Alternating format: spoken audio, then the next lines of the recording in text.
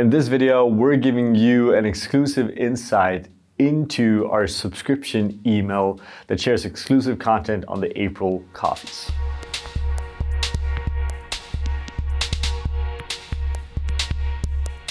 Welcome, my name is Patrick Rolf and this is Coffee with April. For this episode, we're just gonna walk you through a little bit about the coffee subscription that we have here at April, because there's a few things that we're doing that we think are pretty exciting, and there's some new things that we just kind of started with. And one of the things or core values that we do in our subscriptions are obviously sharing the best tasting lots of coffee from April every single month, right? It's by far the most affordable way to actually experience our coffee, and maybe more interesting and more importantly, all the subscribers receive a specific subscription email where I'm detailing a lot of, let's say, behind the scene information about the coffee. So for example, with the coffee for this month, we're sending out a lot of washed AA selection from a farm in Kenya called Kamavindi. Single farmer producer called Peter that we worked with now for the very first season. And I visited him personally myself last year. So what we've done with the subscription email is that we detailed everything about the green coffee. We share the roasting curves and the general idea of how we're roasting. We're sharing a specific brewing recipe that we're using right now for that very coffee. Now, at the same time, you can also always go to our kind of general information page and see the previous kind of recommended recipe as well, right? But in this case, both for filter and espresso, we're giving a much more detailed kind of rundown of why we brew the way that we do and what you can expect coming out of this coffee, right? And with that, in these emails, we're including a video where, again, we share a bit more insight into the actual coffee. Why are we working with it? What is the coffee? What makes it special? We also share within that video details and clips from the actual producer, where the producer themselves can actually share information and show you a part of their farm. So it gives you this really interesting look and insight into what the farmer is actually doing and where that coffee actually comes from. Alongside of that, in the video, we're also sharing material of the roasting process so you can see how the coffee is roasted, and the brewing process. Now, it goes without saying that from time to time, the content is going to vary a little bit, depending on the coffee and repetition and what else we kind of have going on here. But in general, that is kind of the essence of what you as a subscriber are getting. So we thought for this week, while we're kind of continue to edit more homebrewing videos and recording more of those, we want to actually share the subscription video that usually only exclusively goes out to the subscribers. So without further notice, please enjoy the video. Hi everyone, it's time for another subscription video, and this time it is the month of September, which means Kenyan coffee. So Kenyan coffee in April has had a long, complicated background, and I want to share a little bit about it here in this video because I'm kind of excited to have Kenya back as an origin here. Kenya as a farming country, Kenya as a coffee country, obviously has an amazing history and background, and there's a lot of things with that we should celebrate. However, when it comes to modern standards of coffee farming, when it comes to farm management, when it comes to understanding of the taste of coffee, what we see today is a Kenya that is falling behind a lot of the other countries, especially if we look at South and Central America. So one of the main challenges with Kenyan coffee is the fact that there is a lack of understanding for cup quality, right? And historically, that's kind of simply explained with the fact that a farmer is selling their cherries. They're in the coffee cherry business. So they're selling that to a processing mill, which often does the wet mill and the dry mill. And then they will score, let's say, evaluate the coffees, and it will tell the farmer the quality of their coffee. And the challenge in that process is that the farmer itself is very disconnected from their own quality, meaning often they don't even taste their own coffee. And in the rare cases they do taste the coffee that is exported as specialty, then it's with very little understanding of what they're actually tasting and how that actually should be tasting for a buyer like us in the other part of the world. So there's a very strong disconnect between the two, and that's mainly driven by the fact that in Kenya, you have a few kind of centralized dry mills. These dry mills are often owned by exporters. And there has been a lot of distrust. There has been a lot of complications in the past between the two, which is why we've seen from a government side something that happened also last year, where the government goes in and regulates what an exporter is allowed to do and not do pretty much, right? And last year, that meant that a lot of the exporters lost their dry milling and exporting licenses basically overnight. So dry milling all of the coffee in Kenya has been a massive challenge this season. Hence why we get the coffee a little bit later as well. Peter, the producer at Kamavindi, just wanted to make sure that everything did go really right. So yes, the challenge here in Kenya is for sure a lack of understanding of just coffee in general. Plus, these exporters, which have done a good job as well, of course, are the ones that are feeding information to the producers in terms of how a coffee should be processed, how a coffee should be worked with, and so on, right? And this is a challenge because, again, you're in a situation where the farmer often just kind of do what the exporter tells them to do. And Kenya, as a growing country, is a very volume-focused country because the first thing you will hear from any producer when you go to Kenya is pretty much how much coffee do you want, and all my quality is 88 plus, and I have containers of it pretty much, right? Now, I haven't tried a 88 plus Kenyan coffee in pretty much forever, so I don't really agree with it, but part of that notion comes from what the exporter has been telling them or what buyers has been telling them. And if you as a producer of a product don't know and can't relate to that quality yourself, it becomes very complicated to have a conversation about it, right? Especially now when we see a clear decline and decrease in overall Kenyan coffee quality for the last years. Let's be honest, Kenyan coffee just doesn't taste the way that it did before. A big part of that is the introduction in the late 90s, really kind of peaked in the 2000s, of new varietals, meaning Rero 11, Bathian, varietals that are basically Sashimores, taste very earthy. You lose kind of that crisp, floral, berry-like cup that we all kind of grew to love in Kenyan coffees, I think. Acidity structures is of lower qualities, often unbalanced. We're having a lot of different challenges, and they are kind of linked to several different things in terms of what's happening at origin. But one of the more prominent ones is the lack of understanding, for example, of different ripeness in coffees. So we have a very good video with Peter, the producer of your subscription coffee this month, which I do urge you to look at because he explains this really well. And one of the challenges is that the different varietals, which is today kind of primarily SL28, SL34, Bathian, and Rero 11, the last two ones being the dominant two varietals in Kenya today, are actually ripening quite differently. And one of the challenge in Kenya is that you pick visually. So you pick based on the color of the cherry.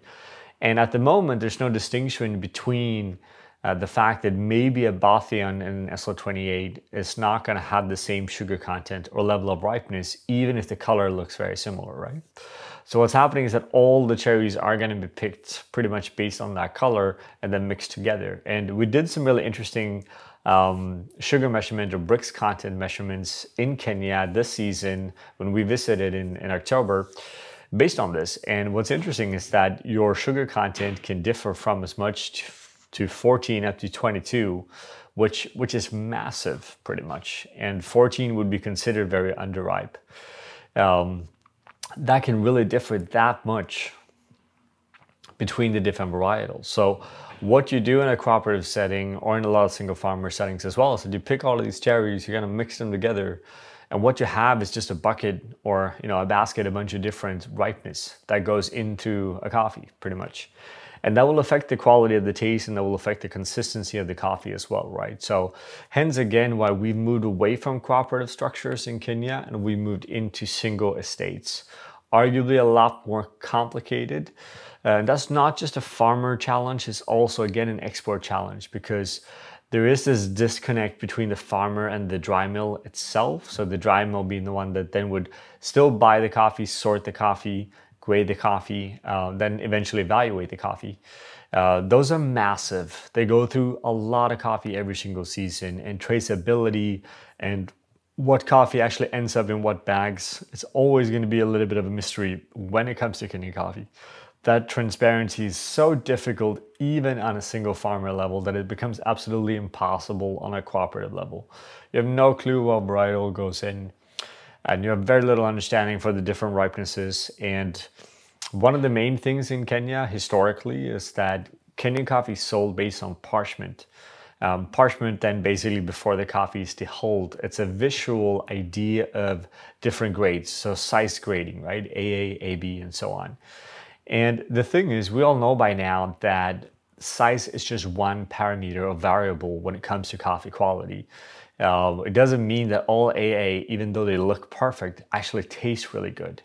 And because the incentive financially for such a long time in Kenya has been that we're going to pay you based on how your parchment looks, there's very little consideration for how that parchment actually ends up tasting in the end of the day, right? So we have a lot of conversations in Kenya now where the farmer goes, why are you not paying me more for this coffee to the dry mill? My parchment looks amazing. It looks exactly like you tell me. And then the dry mill says, well, it doesn't taste good enough. And then there is this distrust that is building up, right? So it's part of the challenge. And again, it's just a disconnect between final cup of coffee versus then the person that actually farmed it that makes this conversation really quite difficult in terms of trying to understand what we can get out of it quality-wise, right?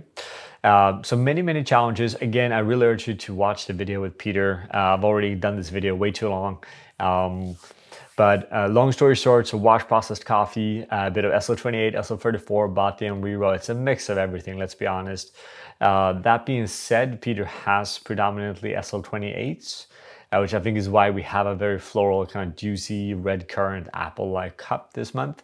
A coffee that we really enjoy, and it does show me some of the kind of historic tastes of Kenya that I really enjoyed. We can make it even better, and in the long run, when the government has gone in and hopefully allowed more people to operate dry mills, we're hoped to be able to see a varietal separation when it comes to the different varietals that Peter actually has at the Kamavindi farm. So we're really excited to see where this will kind of take us for the future. Welcome. My name is Peter Njiru Bature of Kamavindi Coffee Estate in Embu. So Kamavindi Coffee Estate is located at an elevation of 1650 meters above sea level, north of Nairobi, around 150 kilometers from Nairobi, on the slopes of Mount Kenya. So a brief history of Kamavindi.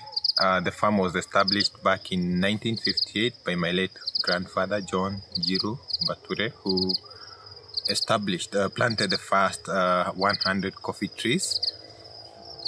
Back then, Kenya was still under the British rule, and there was a rule that limited the locals to a maximum of 100 coffee trees. And so my grandfather planted the original 100 trees. And after Kenya gained independence, he planted more and more trees. Later on, my grandfather passed on, and the farm moved to my parents, my mom and dad, who also planted more trees and also established a washing station on the farm back in 1994. So in Kenya, we call them factories. So my parents established the factory, as we may call it, but it's a washing station at the farm back in 1994. And ever since 1994, we've been processing our coffees at the farm. So yeah, after our parents passed on, we took over the farm, and so we currently are the third generation coffee farmers. And currently the farm is at a total of 10,000 trees, 8,000 being a mix of SL28 and SL34, and another 2,000 trees being the Ruru 11 variety.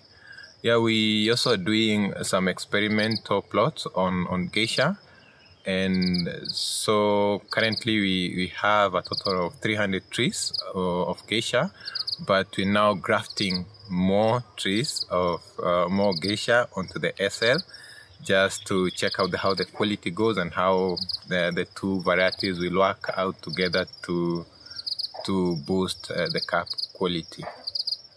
So as the third generation of farmers, we have set up a coffee lab at the farm where we go through all the lots that we are processing from the different trades, from the different tastes, from the different plots at the farm before consolidating the coffee. So still at the lab, we do host other farmers where we cup coffees with other farmers and help the farmers within the region understand cup quality. So behind us, as you can see, we have the coffee school, the coffee lab for Kamavindi, which is now the current project that we are working on. And we already have started hosting now the farmer trainings and other farmers and the staff from the cooperative societies around the farm. And so we're looking forward to helping our neighbors also improve on quality and get to even maybe do better than we're doing. So yeah, so our coffees are mainly washed. We focus on the washed process and double fermentation. We focus mainly on double fermentation.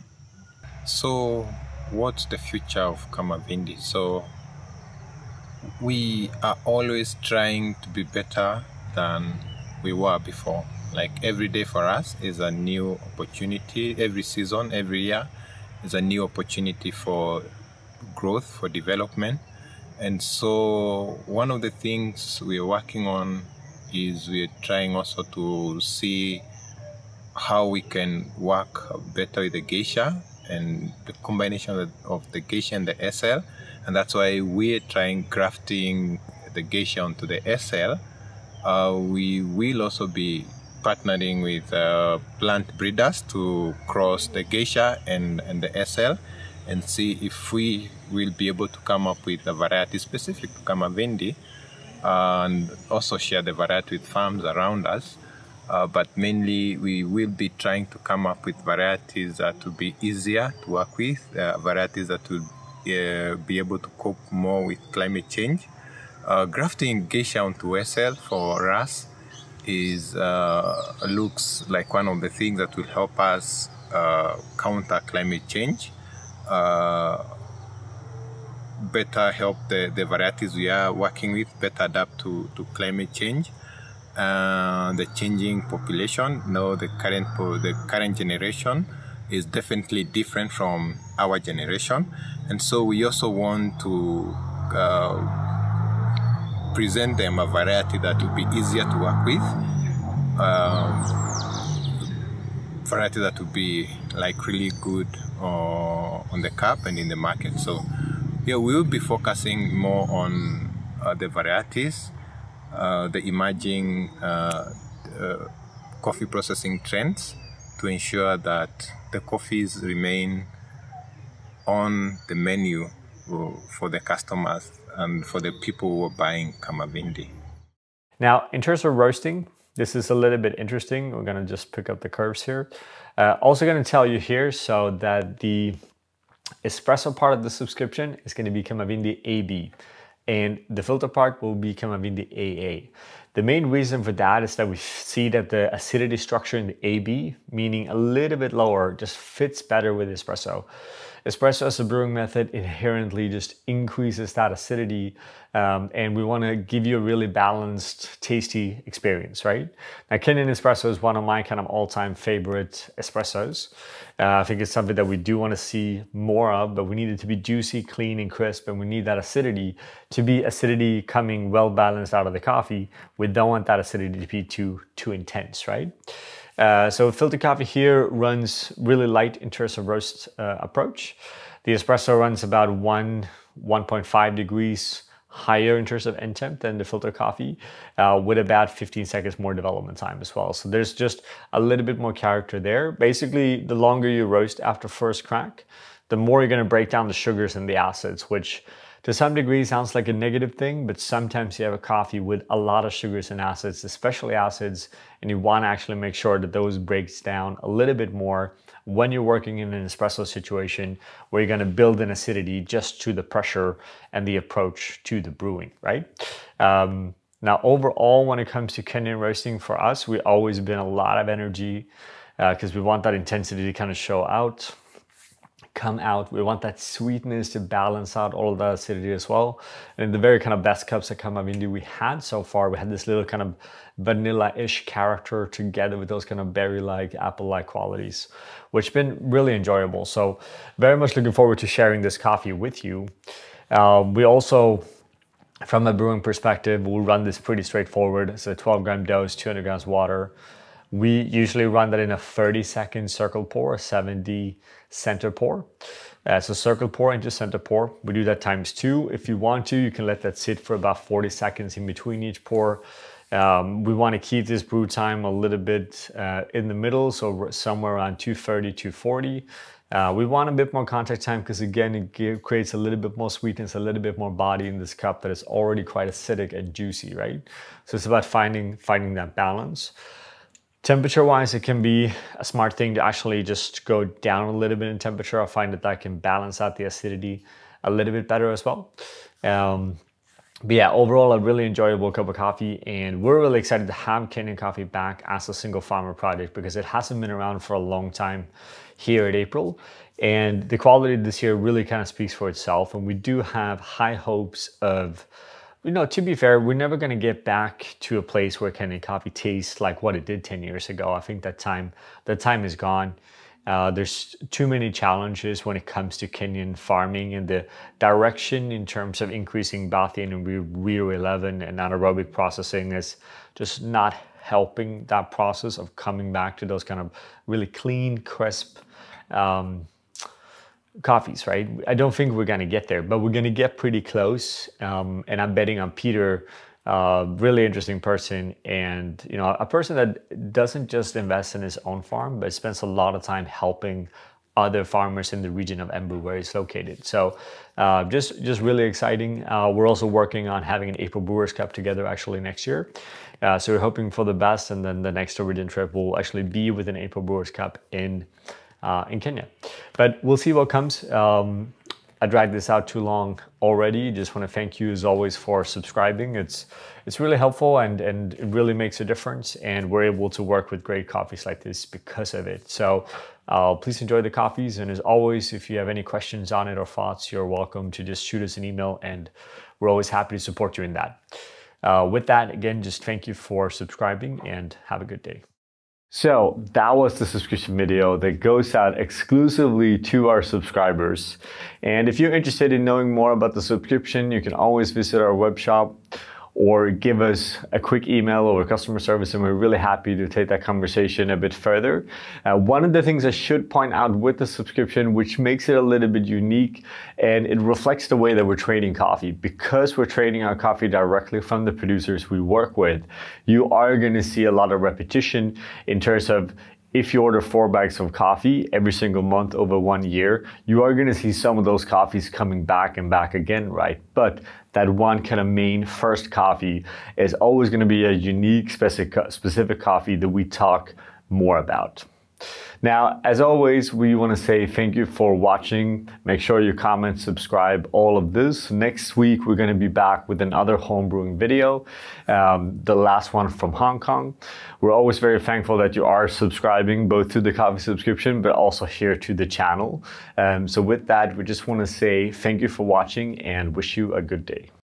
We want to give a special thank you to all of our Patreon supporters. It's because of you that we are able to continue to make these videos. And we want you all to feel free to always come with suggestions and ideas on the content that you want to see, because we are doing this for you and because of you. Thank you from all of us here at April.